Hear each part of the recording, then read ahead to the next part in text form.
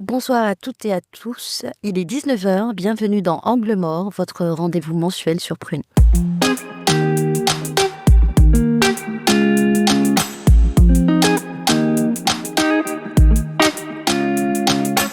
Bienvenue sur Prune, là où les luttes antiracistes et décoloniales prennent la parole.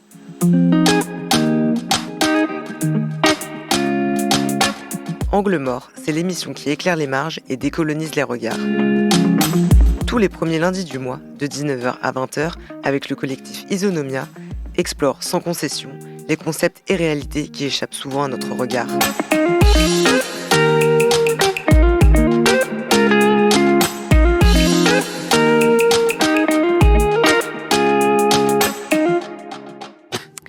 Alors nous sommes ensemble pour une heure d'échanges percutants, de réflexions engagées autour des sujets qui piquent et qui font partie de nos angles morts.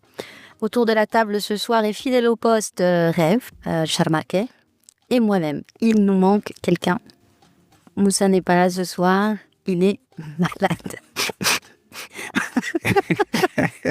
C'est Charmaké qui fait une de. En tout cas, Moussa, si tu nous écoutes, on pense fort à toi, tu nous manques déjà beaucoup.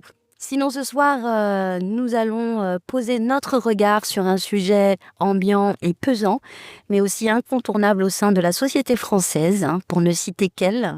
Voilà, on va parler islamophobie ce soir. Et pour lancer ce 5e épisode, c'est le moment de l'édito d'Angle Mort. Les périphéries parlent au centre, c'est l'édito d'Angle Mort. Alors, il est de plus en plus difficile d'être musulman dans l'Union européenne, selon le porte-parole de l'Agence européenne des droits fondamentaux. Dans sa dernière étude parue fin 2024, l'agence révèle que 50% des musulmans résidant dans 13 pays de l'UE subissent des discriminations dans leur quotidien. En France, la situation est encore plus préoccupante. Le collectif contre l'islamophobie en Europe a enregistré une hausse alarmante de 57% des actes islamophobes entre 2022 et 2023. Elle est particulièrement marquée, cette islamophobie, dans le système éducatif, ainsi que dans les cas de discrimination et de harcèlement moral envers les femmes. Nul ne peut ignorer que l'islam et les musulmans occupent une place centrale dans le débat médiatique et politique français. Depuis plus de 20 ans, la France érige, loi après loi, un arsenal juridique visant à restreindre la visibilité de l'islam. L'interdiction des signes religieux à l'école publique en 2004 marque le début d'une hostilité croissante, suivie de la dissolution d'associations de lutte contre l'islamophobie, de l'expulsion d'imams et de l'adoption de lois toujours plus racistes et liberticides. L'instauration du contrat d'engagement républicain qui conditionne l'accès aux subventions pour les associations à une acceptation sans réserve des principes laïques de l'État en est un exemple frappant. Cette offensive politico-médiatique repose sur un mécanisme récurrent, la construction d'un problème musulman au sein de la République réactivé à la moindre occasion.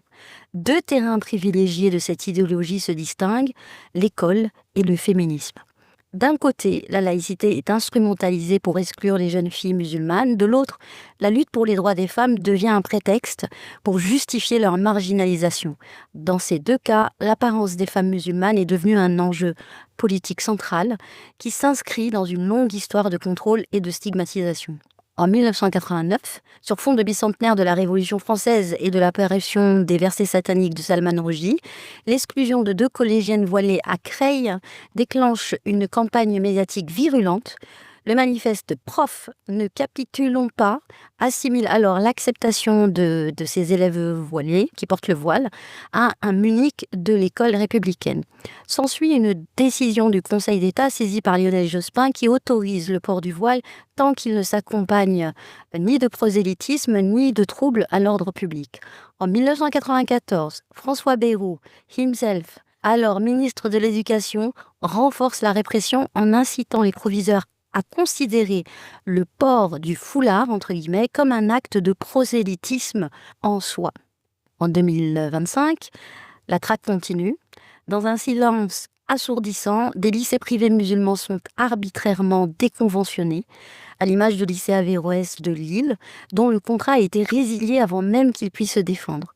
Le politiste et professeur à Sciences Po Lille, Pierre Mathiot, souligne que l'explication principale à ce qu'il s'est joué pour Averroès est à chercher du côté de l'islam et de la place singulière que cette religion occupe en France, notamment aux yeux d'une partie des responsables de l'État. Parallèlement, la question du voile devient un levier stratégique pour un féminisme universaliste, de gauche, en perte de repères et en quête de combat symbolique. Laurence Rossignol, ancienne ministre des Droits des Femmes et membre du Parti Socialiste, résume cette logique dans une phrase glaçante. Il y a des femmes qui choisissent, il y a aussi des nègres américains qui étaient pour l'esclavage. Ce féminisme qui s'est trouvé des alliés parmi les concernés, notamment via l'association Ni pute ni soumise, a servi de caution en fournissant une légitimité de terrain à cette rhétorique excluante. Cette convergence entre féminisme et projets réactionnaires repose sur un signifiant spécifiquement français dont l'origine se trouve dans l'histoire coloniale. Le féminisme universaliste s'est construit en associant le degré de civilisation d'une société au niveau d'émancipation des femmes, une rhétorique qui sert encore aujourd'hui à légitimer l'exclusion des femmes musulmanes. Comme l'analysait France Fanon, c'est la situation de la femme qui sera à la prise comme thème d'action. L'administration dominante veut défendre solennellement la femme humiliée, mise à l'écart, cloîtrée. Une doctrine qui trouvera son apogée dans les cérémonies de dévoilement organisées en Algérie coloniale. À cette époque, des femmes musulmanes encadrées par des militaires et des photographes étaient exhibées sur un podium pour brûler leur voile en signe d'émancipation. Ces événements orchestrés par le mouvement de solidarité féminine illustrent la continuité historique de cette obsession française pour le contrôle du corps des femmes musulmanes. Je préviens tout le monde. Qu'est-ce qui est choquant dans cette histoire ? Ce sont les valeurs telles que les défendent ou ne les défendent pas la société française. Stop de Megrada, je l'ai déjà dit. Ces deux personnes qui ont été condamnées pour des propos racistes, antisémites, ne sont plus jamais invitées dans les médias. Il s'agit d'Alain Soral et de Dieudonné. Ça fait 15 ans qu'ils ne sont plus invités dans aucun média. Les deux personnes qui suivent ont été condamnées. Éric Zemmour pour la première fois en 2010. Injure à caractère racial. 2 fois ensuite, donc une fois, injure à caractère religieux, qui a été condamné en première instance récemment. C'est un appel, donc il n'est pas encore condamné, pour avoir dit à Absatoussi que son prénom était une insulte pour la France, et que sa mère aurait mieux fait de l'appeler Corinne. Bon. Et Geoffroy Lejeune, dont j'ai rappelé le pédigré, ces gens-là sont promus dans la presse. Le racisme à caractère antisémite vous fait quitter la presse de manière définitive. Le racisme à caractère anti-musulman ou anti-islam vous assure des promotions dans la presse. On vous donne des émissions, on vous donne des tribunes et on vous confie la direction d'un journal. Pour moi, la conclusion est simple. C'est ça la France. Éclairer les marges, décoloniser les regards.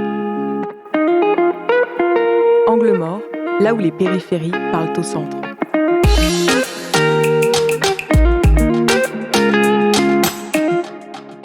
Alors, l'audio que vous venez d'entendre est un extrait d'une émission de LCI où le journaliste Jean-Michel Apathy s'interroge sur le traitement de faveur dont semblent bénéficier toutes celles et ceux qui pratiquent un racisme anti-islam ou anti-musulman. Et d'ailleurs, au passage, on notera qu'il se garde bien d'utiliser le terme islamophobie.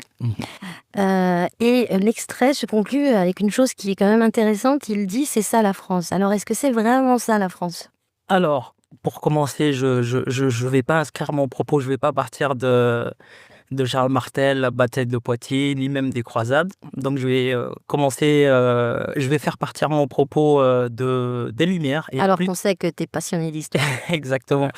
Des Lumières et de Voltaire, bien spécifiquement, qui, à son époque, n'avait pas hésité à mobiliser l'islam.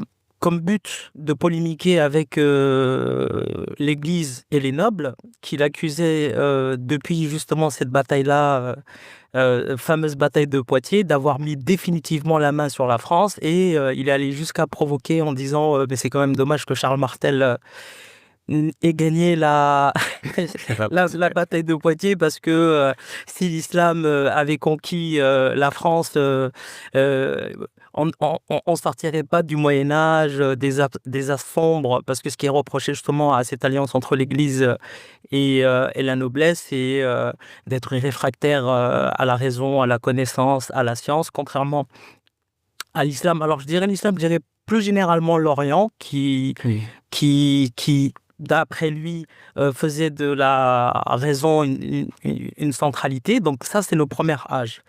Petit à petit, en avançant dans l'histoire, il y a la Révolution française qui arrive, et quelque temps après que Robespierre ait perdu la tête, s'installe le Directoire. Et Le Directoire, c'est pendant la Révolution. oui, pendant la Révolution française, ouais.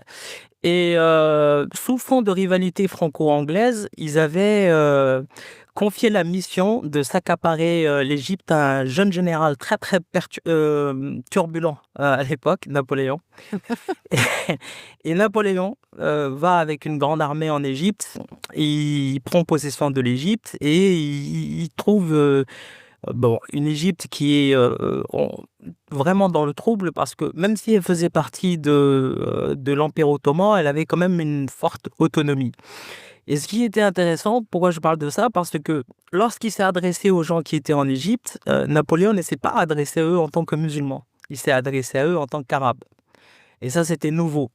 Et ce n'est pas par hasard, parce que justement, habité par les idées de la Révolution française, où on voit petit à petit s'installer l'idée de nation et de nationalisme, se dire arabe, c'était quelque chose qui était pas simple justement à l'époque, parce que c'était péjoratif en fait. Le qualificatif arabe était plutôt péjoratif. Pourquoi Et ça? Comment? Parce que c'était un... Ouais, il faisait référence aux Bédouins, aux coupeurs de route et tous les gens qui menaçaient la vallée du Nil, qui étaient plutôt des agriculteurs. Et donc, il a fallu justement un temps pour que s'installe cette reconnaissance de cette identité arabe.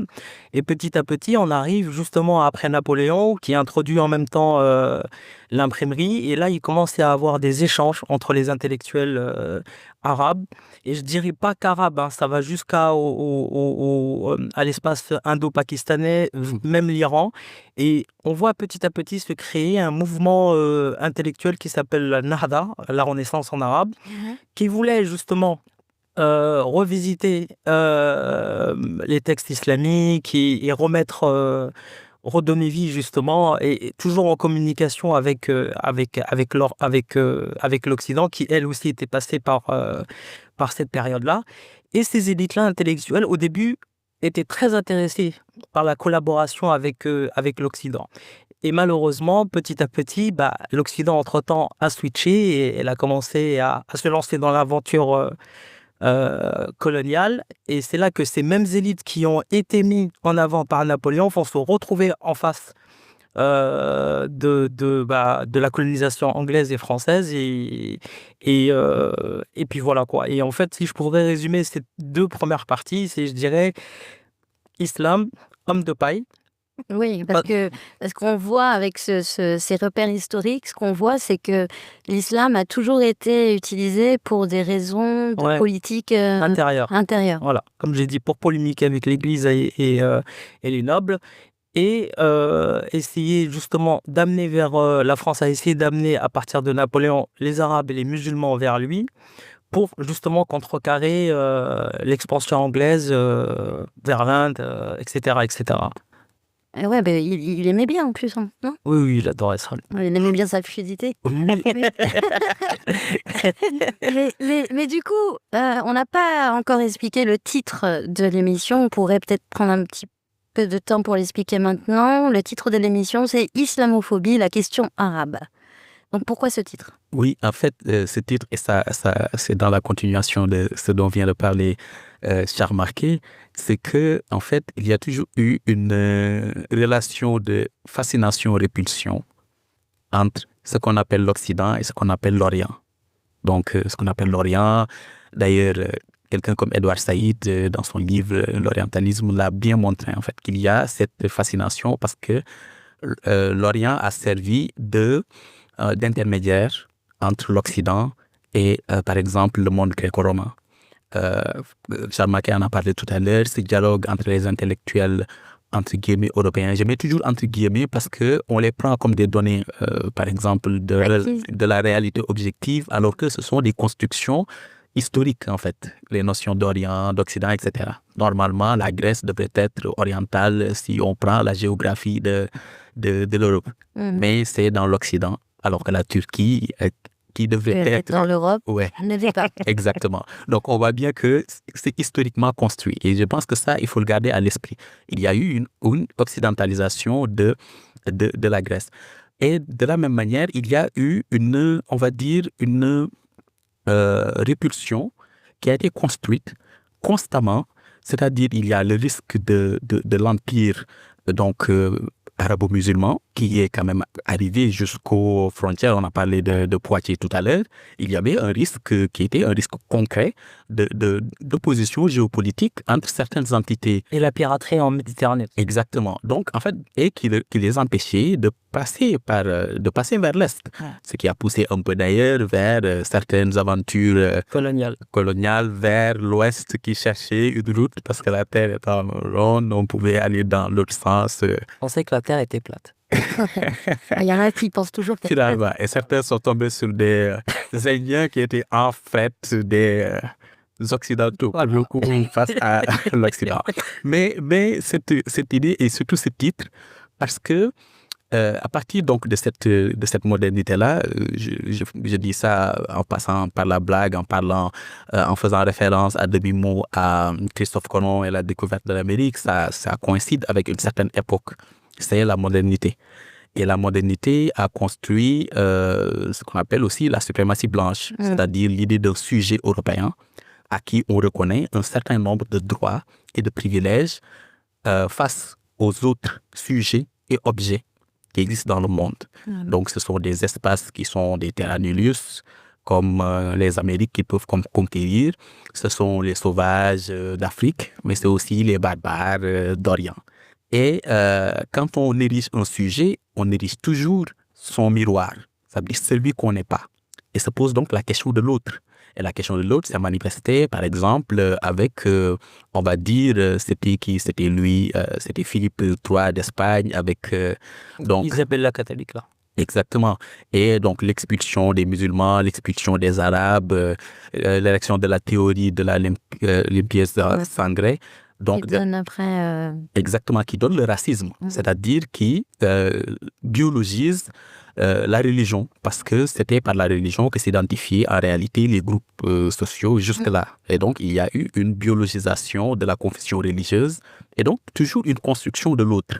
Et cette construction de l'autre-là s'est traduite notamment en France, pour localiser un peu la discussion, sur la question, ce qu'on appelle la question juive. Et la question juive est une formule en soi qui a été reprise pas mal de fois. C'est une question qui s'est posée pendant l'affaire Dreyfus, mais c'est aussi une question qui s'est posée en Allemagne par Bruno Bauer, qui avait écrit un ouvrage auquel Charles Marx avait répondu en écrivant lui-même de la question juive. Et d'ailleurs, c'est une de ses premières aventures matérialiste, où il a appliqué le matérialisme historique parce que Bauer était un jeune hegelien, donc idéaliste, et il y avait aussi cette opposition, on va dire, idéologique.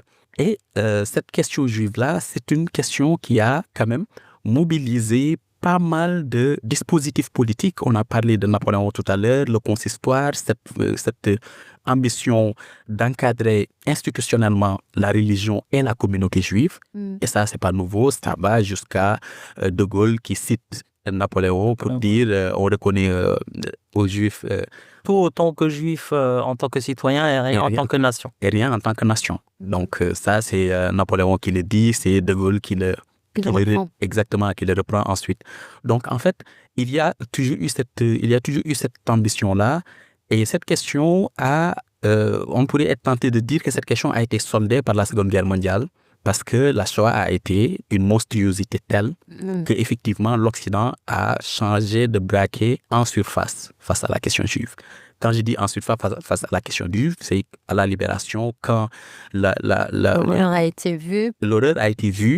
Le plus jamais ça est arrivé.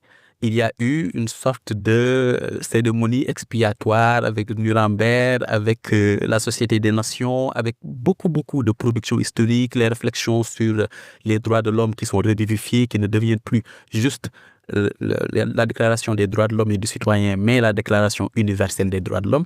Rappelons-nous quand même qu'il y avait encore le Code de l'indigénat, les colonies, etc., etc. Mais en tout cas, l'Occident a eu ce choc-là. Sauf qu'on se rend compte que cette question n'a pas été réellement soldée. Parce qu'on pense que c'est une question juive, mais en réalité, c'est une question de l'autre. Et continuellement, il y a eu des autres qui ont été érigés à la même place. Et l'islam aujourd'hui On se retrouve à cette place avec la fameuse question, l'islam est-il compatible avec la République? Exactement. Une question qui, en réalité, si on veut être rigoureux et qu'on fait de la science politique ou du droit constitutionnel, on se dit que cette question n'a aucun sens. Si on est de bonne foi, on l'aurait formulé, est-ce que la théocratie, donc musulmane, pourrait être compatible avec la République? La question est, c'est non, parce que c'est consubstantiellement antinomique les deux.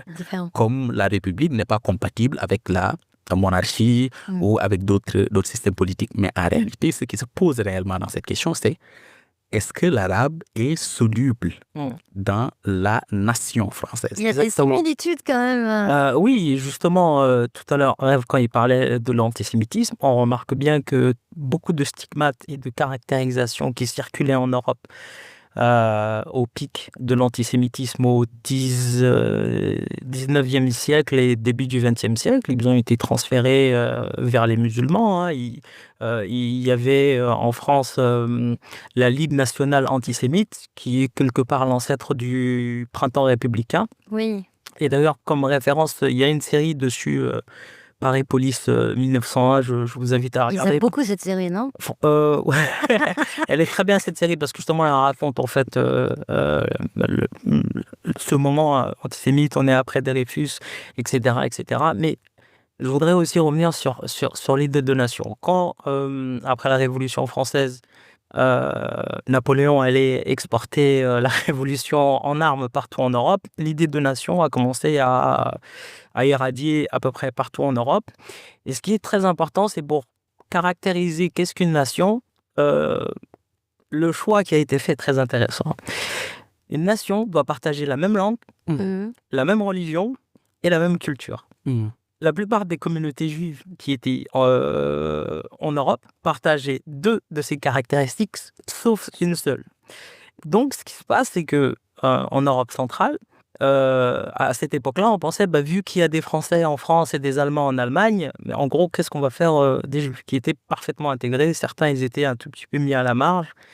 Et donc, à un moment donné, a commencé à arriver tout doucement le Juif errant. L'image du Juif errant. Donc, ils sont partout, ils sont cosmopolites, etc., etc. Et donc, petit à petit, ils ont commencé à construire cet ennemi de l'intérieur, cet autre. Et ce qui est délirant, c'est que quand on revisite toute cette époque-là et qu'on voit à peu près ce qui arrive, comme le disait Rêve, mais ça rappelle quasiment... le même process, quoi. C'est les mêmes process, en fait. Les stigmates sont toujours les mêmes, mais ils ont été transférés à une autre population. Non, mais et puis, même sur cette question de nation, la question musulmane, qui, comme je l'ai dit, c'est une question juive, mais que la question juive elle-même est une question de l'autre, la question musulmane est aussi posée en termes de loyauté à la nation française. Exactement. C'est toujours cette idée de double allégeance. Est-ce que c'est... Dreyfus, c'était ça. Et de dire, mais ces gens-là, est-ce qu'ils sont vraiment français? Donc, ça pose la question de la double nationalité. Français de papier. Exactement. Donc, il y a toujours cette idée que, est-ce qu'ils sont solubles dans la nation? Parce qu'ils ne sont pas fixés. Et si, en plus, ils ont des liens avec d'autres pays, et il y a un passage dont on ne parle pas suffisamment, c'est la décennie noire en Algérie, et quel impact ça a eu dans, on va dire, la vivification de l'islamophobie en France.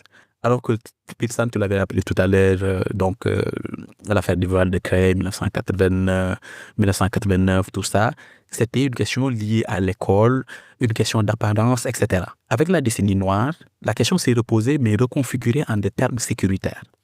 Parce qu'il y avait des attentats et des risques d'attentats. Il y avait des militants qui étaient présents sur le sol français. Et ce qu'on a vu avec le 11 septembre du côté des États-Unis, on l'avait déjà en France pendant la décennie noire, avec une remise en cause quand on dit que les accords entre l'Algérie et la France ont été vidés de leur substance, etc., et qu'on ne dit pas qu'est-ce qui les a vidés de leur substance, mais en fait, à l'époque, il y a beaucoup de choses qui ont été remises en cause, beaucoup d'accès facilités qui ont été remises en cause.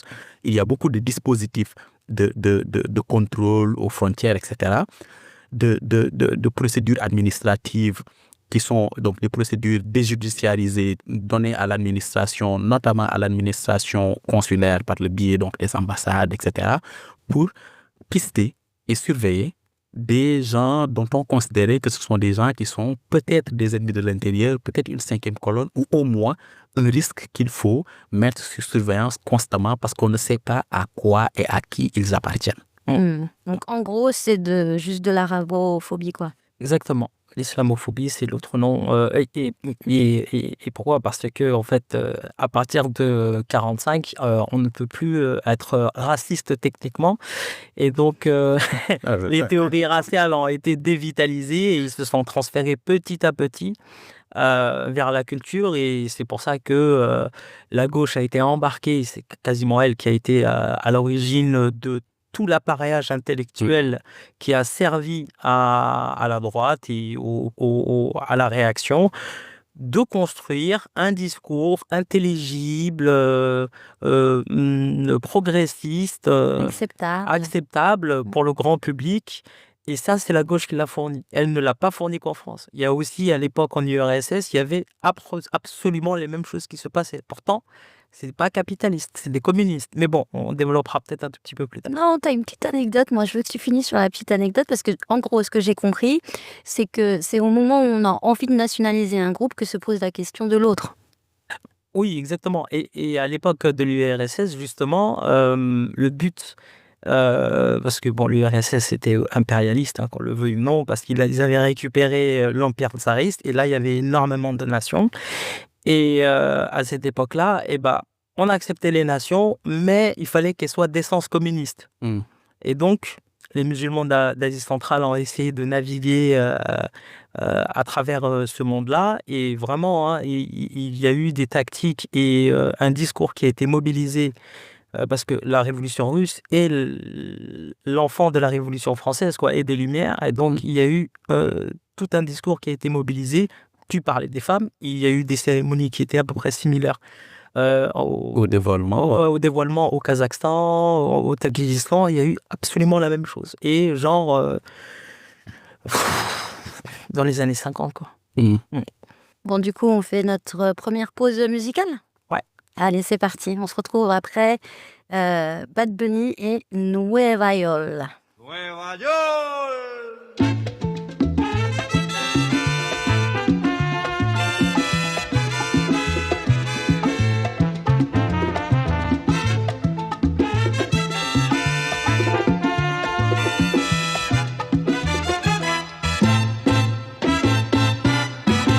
Si te quieres divertir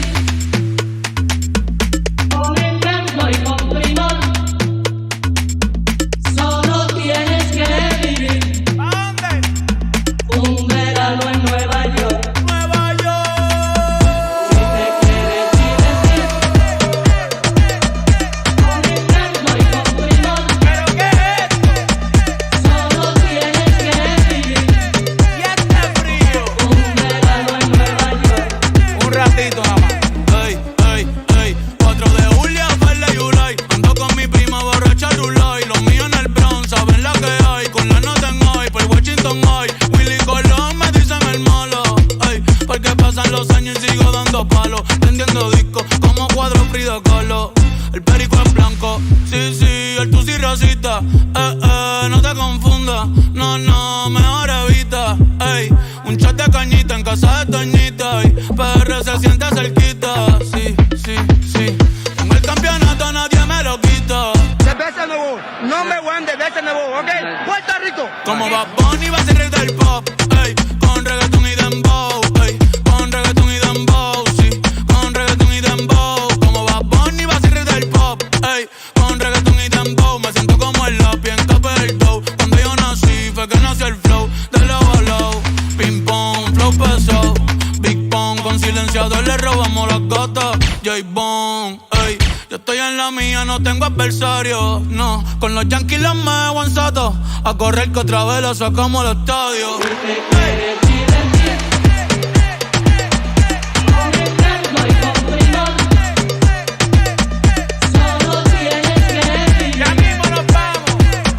Un ratito más. Nueva York. Cuidado que nadie nos escuche. Cuidado que nadie nos escuche. Cuidado que nadie nos escuche. Cuidado. Tú tienes piquete, mami, yo también. Tú estás buena, yo estoy bueno también. Huelo rico y ando con los de 100. Si tú lo quieres, lo tienes que mover. Tú tienes piquete, mami, yo también. Tú estás buena, yo estoy bueno también. Huelo rico y ando J'écoute cet album en boucle en ce moment. Ça me donne la pêche. Alors voici venu le temps de comprendre de quoi on parle avec l'instant lexique. Qu'est-ce que ça veut dire? C'est l'instant lexique d'Angle Mort.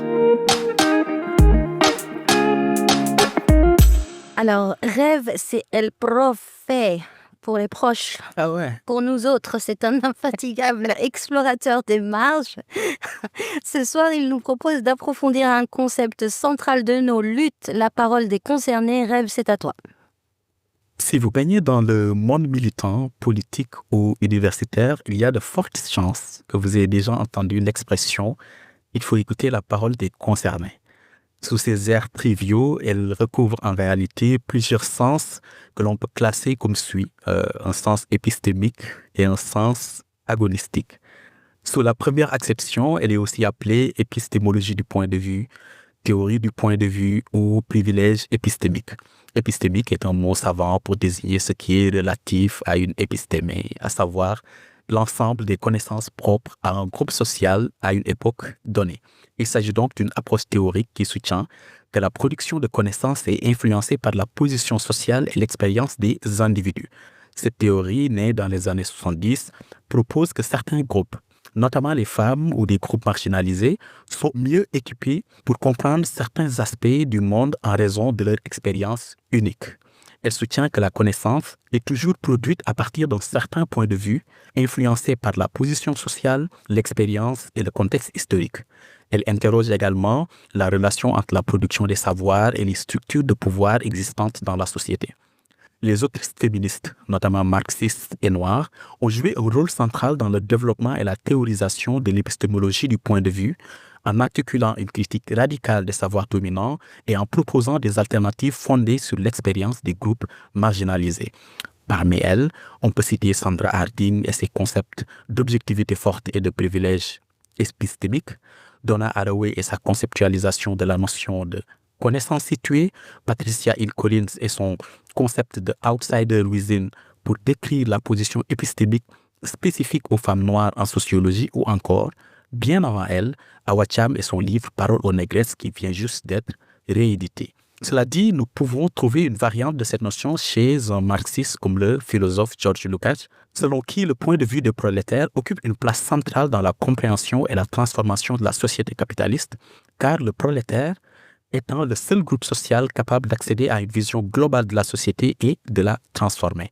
Enfin, les auteurs décoloniaux, qui développent une conception radicale du point de vue situé, entraient dans une critique épistémologique et politique des structures héritées du colonialisme.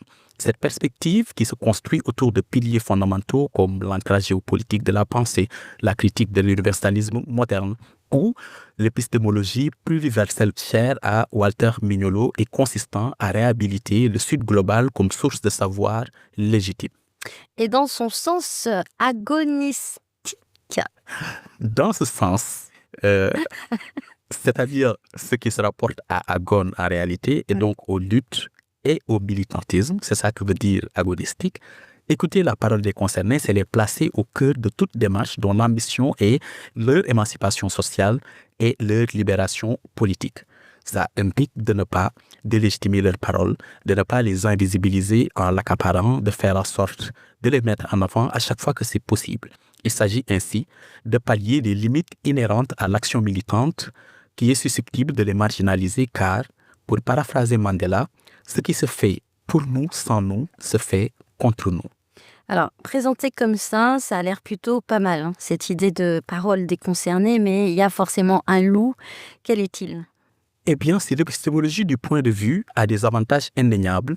Certains de ses usages peuvent être délétères et mettre en lumière ses limites. En effet, elle peut conduire à essentialiser des groupes en supposant que tous leurs membres partagent les mêmes expériences ou perspectives.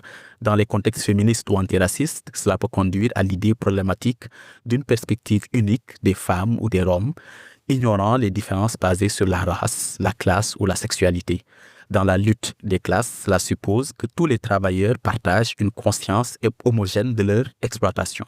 Certains interprètent la théorie du point de vue comme signifiant que les opprimés sont infaillibles dans leur compréhension de leur oppression et que donc tous les membres d'un groupe marginalisé ont une vision complète et exacte de leur situation. Enfin, cette notion présente le risque de ce que Olufemi Taiwo appelle une capture des élites. Dans la pratique, ceux qui sont les plus touchés par une oppression ne sont pas toujours les voix qu'on entend le plus. Cela signifie que les femmes privilégiées peuvent dominer le discours féministe et que les représentants supposés du prolétariat ne sont pas toujours les plus touchés par l'exploitation. La preuve par la CFDT.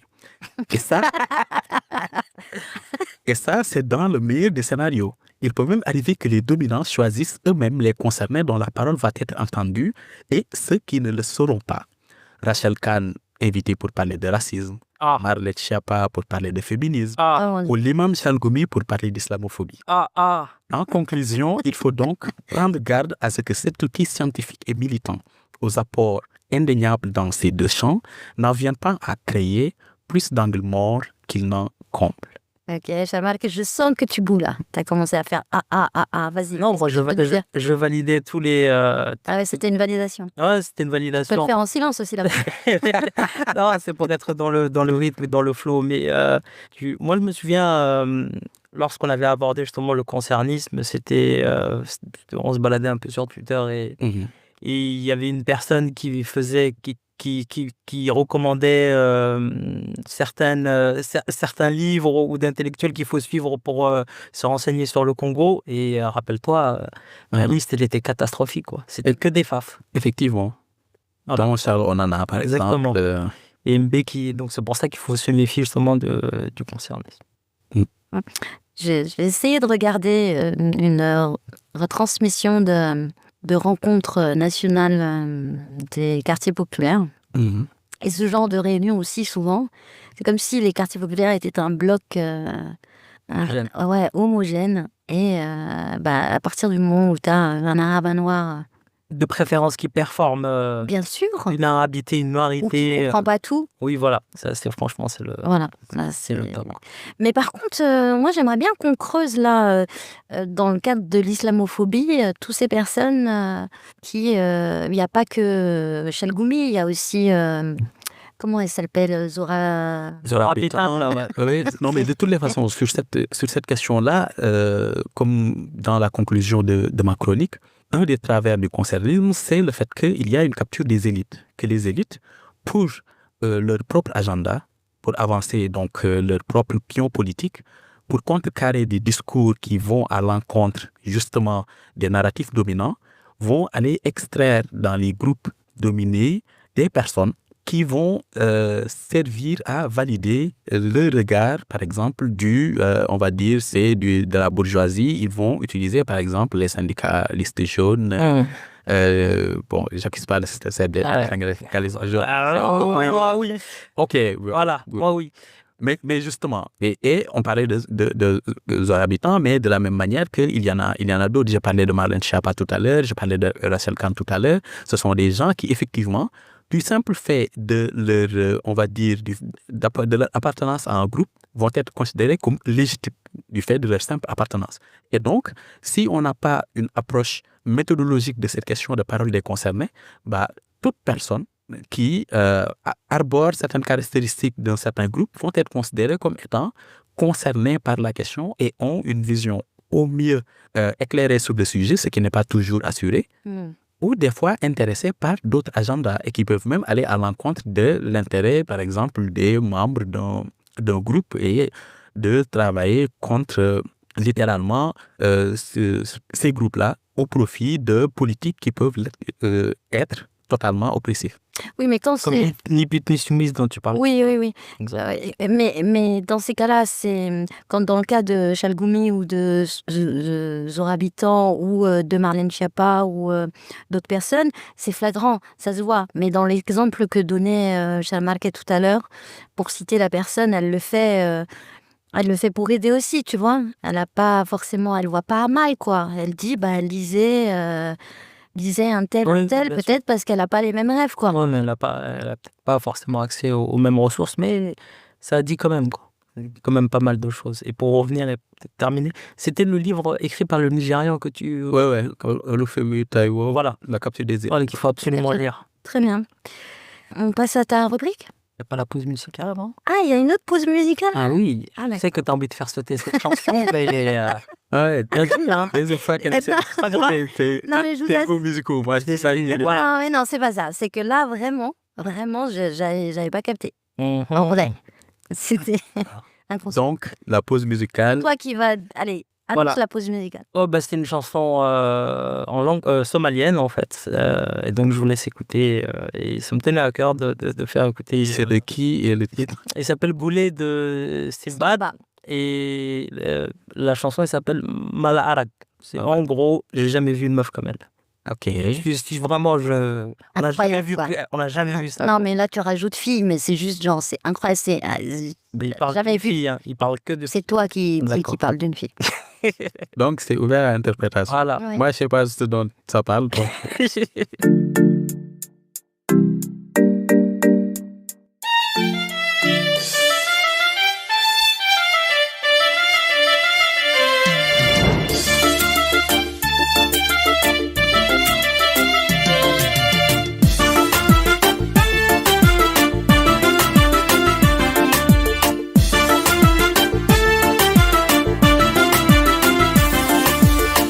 muuqa quruxda le mar waxaan idhi ma dhirto mayay subax maydho ubax midabliya manka bixisaa muuqa quruxda le mar waxaan idhi ma dhirto mayay subax maydho ubax midabliya manka bixisaa murtideedana mar waxaan idhi maabwaan mudhayo tiximariyo sheekh muftiyo hool ma jeertaa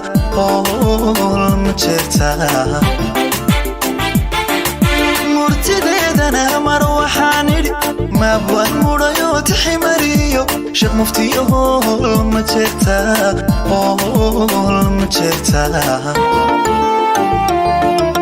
maanka deeqaaye maalihiya leyliya aku miilaxsada ya malyuuniyo kunka mudaniya imilxun kaa jira umar waa tahay miilga sharafliyo rabbi maamuu usmanaystay yaa mulaxyahay meerkugu xidha imulaxyahay meerkugu xidha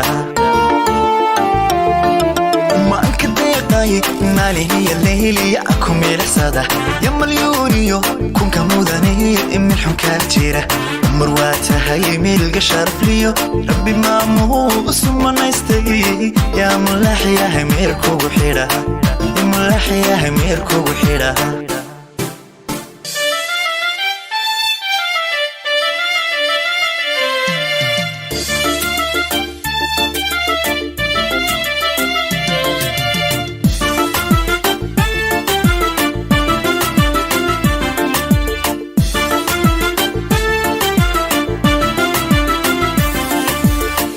malaaragyaay mar waxaan idhi ma tufaaxiyo midhaa caanaba mise waa dahab dhulka midabkaa mar laaragyaay mar waxaan idhi ma tufaaxiyo midhaa caanaba mise waa dahab dhulka midabkaa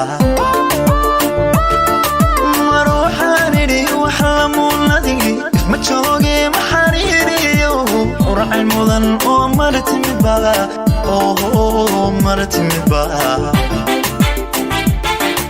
mar waxaan idhi wax lamuunadigi ma jooge ma xariiriyo uracay mudan oo mara timidba mara timidba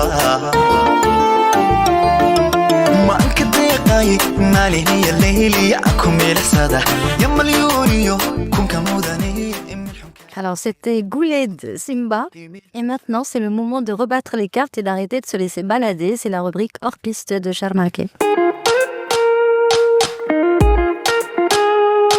On prend un détour. C'est le moment hors piste d'Angle Mort.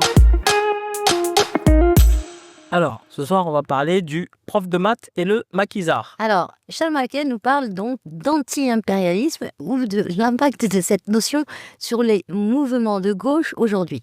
Oui, tout au long de nos parcours militants de gauche, nous avons tous été en contact avec le terme anti-impérialiste. L'impérialisme, qui désignait les pratiques expansionnistes des grandes puissances occidentales, a évolué vers un cadre théorique critique adopté par de nombreuses organisations anticoloniales et nationales. Nous essaierons de comprendre les raisons de la mobilisation de cette théorie sur un plan international et local.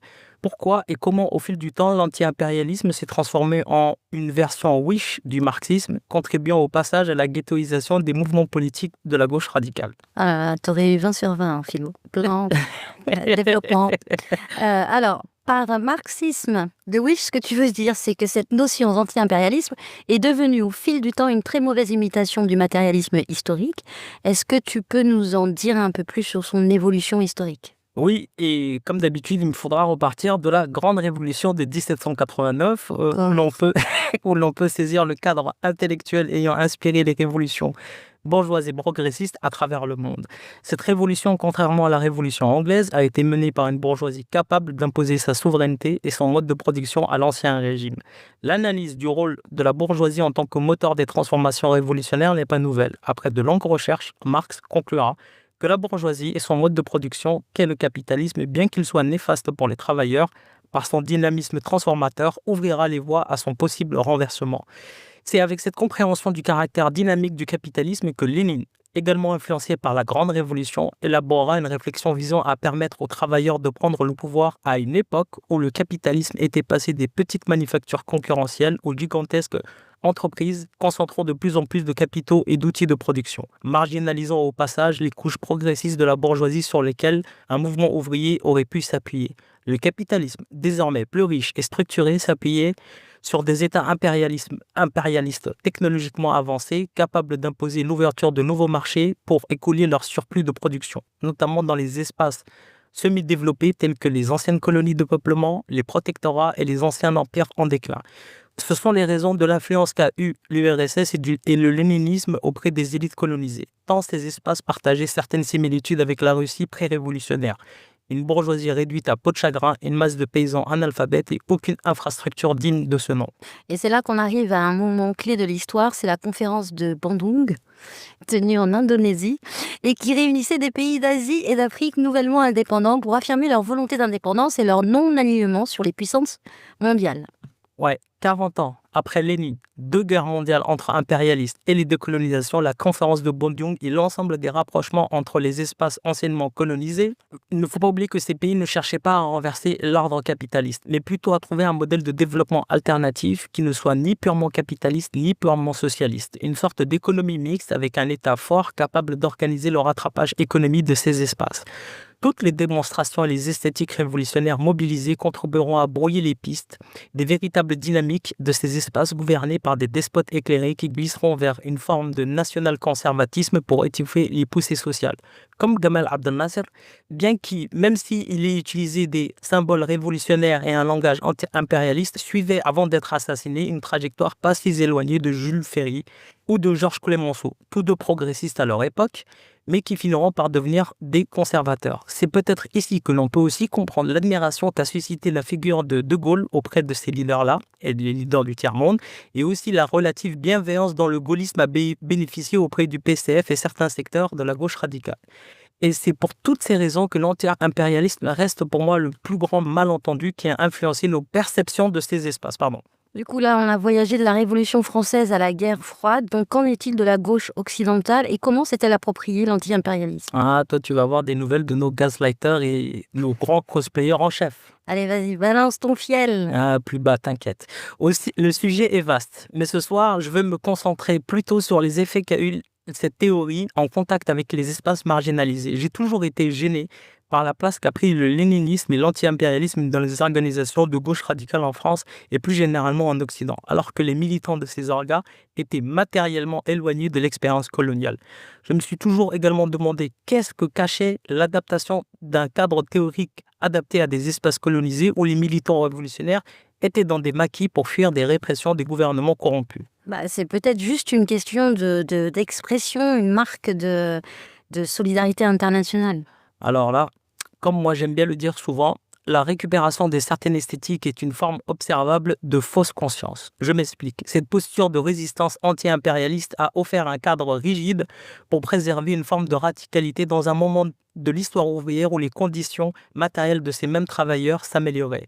Dans un moment où les mouvements de gauche traversaient une crise de la pensée, incapables de voir que leur rhétorique ouvrière n'avait plus prise sur la réalité et des transformations de la société. Au lieu d'explorer les nouveaux champs de réflexion, le maintien d'une forme d'urgence révolutionnaire participera à sa manière à la répression intellectuelle des luttes LGBT, antiracistes et de genre, qualifiées abusivement de sociétales. Cela contribuera à maintenir à l'écart les porteurs et les porteuses de ces luttes, renforçant ainsi leur marginalité et leur isolement. Une sorte de cinquième colonne américano-lâtre frivole venue saper la solidarité entre les travailleurs. Mais que veux-tu? J'ai toujours eu peine à comprendre la conscience d'un prof de maths qui se pense comme un maquisard pourchassé par une police secrète. Éclairer les marges, décoloniser les regards. Angle mort, là où les périphéries parlent au centre.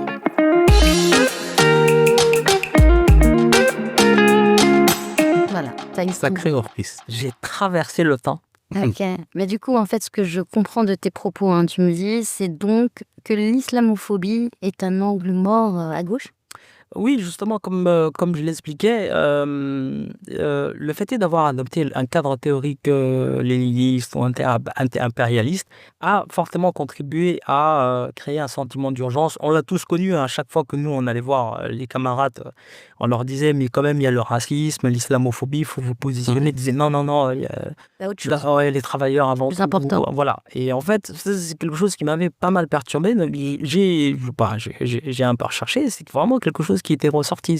Ça a été aussi quelque part un moyen d'étouffer des paroles comme les nôtres. Oui, mais ça correspond pas au moment où la gauche s'est aussi éloignée des travailleurs? Oui, tout à fait. Il faut savoir qu'après le tournant de 1983, le tournant de la rigueur de Mitterrand, ce qui s'est passé, c'est que, en gros, la gauche ne pouvait plus se revendiquer ou avoir de plus en plus de mal à se revendiquer d'être un parti ouvrier, le parti des travailleurs. Et là, il commence à avoir un switch sous l'impulsion de Chevènement, petit à petit, qui commence à récupérer, qui se souvient que la gauche en France a une histoire républicaine, une histoire bien plus profonde qui, parfois, l'a aidé et l'a sauvé à ne pas sombrer. Donc il investit dans la République. Exactement. Il réinvestit la République avec tous les signifiants. On voit de plus en plus l'éducation. Il y a Polony qui vient justement de là. Exactement. Et ce qui est marrant, c'est que pendant que ce chevènement était en train de prendre des parts de marché à l'intérieur du Parti socialiste, c'est là qu'on a vu arriver un jeune professeur qui vient de Besançon, José Mélenchon, voilà, qui a été sorti de Besançon. Donc il a été cherché pour carrer ça. Exactement. Il y a le maire de Massy qui était allé justement aller le chercher en lui disant, en remarquant que c'était quelqu'un de brillant et bien formé, et en gros, j'ai besoin de toi pour faire face à Chevènement et à toute son équipe. Et en fait, le début de la carrière politique, on va dire, parisienne, Mélenchon, elle s'inscrit justement dans l'opposition. Voilà, exactement. À l'investissement dans la République. Exactement. Il combattait en fait ces lignes-là à l'intérieur. Ça a été une ligne qui est très très combattue. Et elle a tellement été combattue qu'après, elle est partie à droite. Oui, non, mais il y a aussi une autre notion qui est intéressante dans ta chronique de tout à l'heure, c'est la notion de fausse conscience. Tu sais, je parlais de Lucas, lui, il parle de la notion de vraie, de fausse conscience. Et cette récupération du léninisme qui est, comme tu l'as dit en filigrane dans ton texte, une façon de scénariser l'urgence. Parce que quand tu es en situation révolutionnaire ou quand tu es dans le maquis ou que quand tu es dans un combat anticolonialiste ou quand tu es dans des grèves générales avec des répressions, il y a des questions, tu vas les considérer comme secondaires parce qu'il y a une urgence à trancher et donc à aller au principal. Et en fait, cette gauche-là, post-rigueur, tout ça, essaie d'utiliser ça comme une sorte de fausse conscience, comme si c'était une vraie conscience de classe, une vraie conscience des rapports de force, etc., pour nous dire à chaque fois les marches, si c'est les femmes, si c'est la question etc., LGBT et tout. En fait, comme l'a dit Ruffin, c'est des modes mineurs de la politique. Ouais.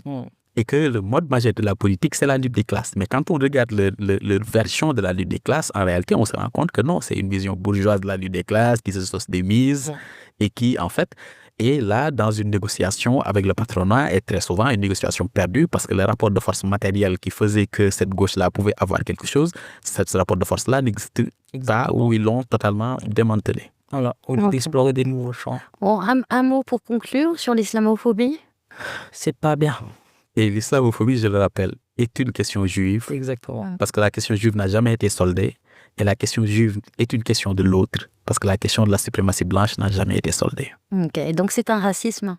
Avec ses propres mécanismes, on n'a pas... Enfin, j'aimerais bien que tu sortes une dernière anecdote. Ah oui, en T'en as fait, une. c'est cette anecdote-là, en fait, pour continuer sur le RSS, pour parler des nationalités. Vous savez, quand on dit un RSS, pour pouvoir pratiquer la religion juive, ils ne reconnaissaient pas en gros les religions et personne dans ces papiers avait ça. Et donc, pour ceux qui voulaient vraiment pratiquer, ils leur ont donné une république, un oblast, qui se trouvait à la frontière avec la Chine, vers Vladivostok et la Corée. Donc, c'est vraiment une histoire de la gauche. Hein. Ah, c'est vraiment une histoire de la gauche, hein, les déportations, tout ça. Mais bon. Bah oui, d'ailleurs, on en a des parfaits exemples ici. Le CRA. Le CRA, et puis on a aussi le représentant du printemps républicain, chef. Le numéro 2 de la ville de Nantes. Ouais, numéro 2 de la ville de Nantes. Très bien, voilà, c'est fini. On espère que vous avez pris autant de plaisir que nous. On se retrouve le mois prochain. Même heure, même énergie. D'ici là, vous pouvez retrouver très vite le podcast de cette émission sur Radio Prune, mais aussi sur d'autres plateformes. En attendant, restez critiques, restez attentifs et surveillez vos angles morts. Et attendez-moi. Ciao. Éclaire les marges et décolonise les regards. Retrouvez le podcast de l'émission sur prune.net.